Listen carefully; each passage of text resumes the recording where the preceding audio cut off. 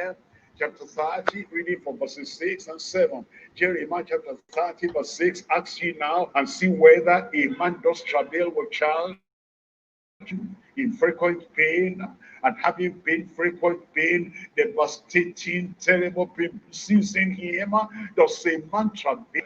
Wherefore do I see every man with his hands on his loins as a woman in travail, and all faces are turned into paleness. Look at verse 7. It says in verse 7, at last, for that day is great, so that none is like it. It is even the time of Jacob's trouble, and he shall be saved out of it. It's talking about those birth pains in Jeremiah, reading there from chapter 4, verse 19.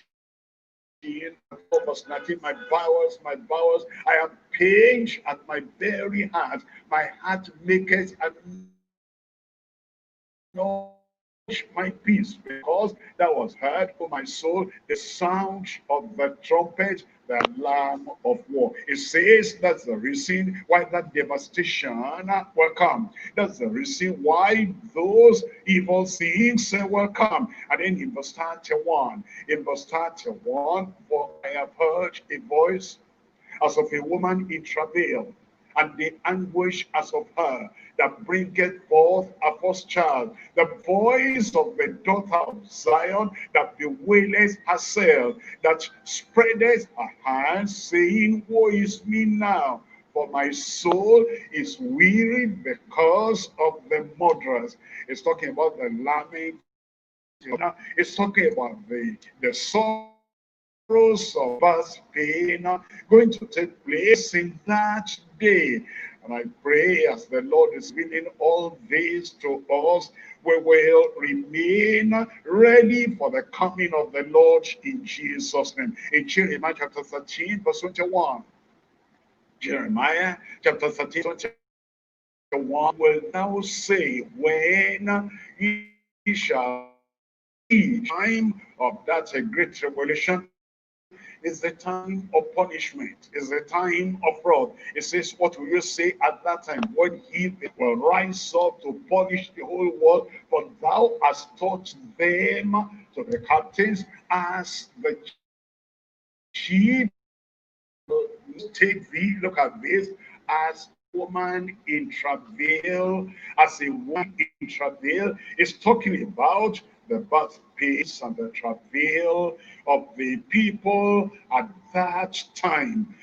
Let's come to the New Testament now in 1 Thessalonians chapter 5, verse 3. 1 Thessalonians chapter 5, I'm reading from verse 3. It says, for when they shall say peace and safety, no problem. Everything will be all right. We are in charge. We are in control. Everything will soon subside. You'll be hearing here and hearing there. All the words, don't worry about. We're looking into this. We're having this meeting. We're having this consultation in this committee. We're having national, international consultation. Everything will be all right. Peace and safety. Then sudden destruction cometh upon them, as travail upon a woman with child, and they shall not escape. As travail upon a woman with child, and they shall not escape. And this is what Revelation talks about. Look at Revelation chapter 6. I'm reading from verse 1 there.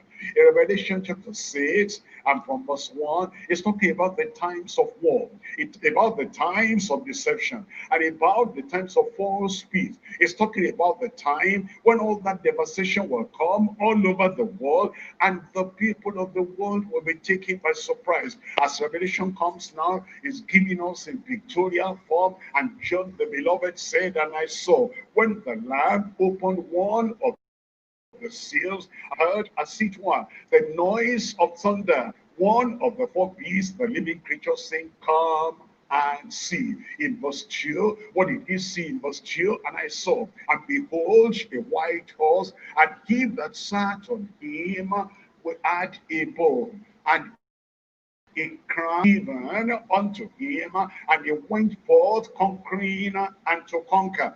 And notice something there before you leave that verse. Look at it. It says he saw a horse and somebody riding on that horse, and he had a bow in his hand. Normally, those who fight with bows, they ought to have an arrow that they will shoot. But there's no arrow here. And already has a crown, and he went on conquering to conquer.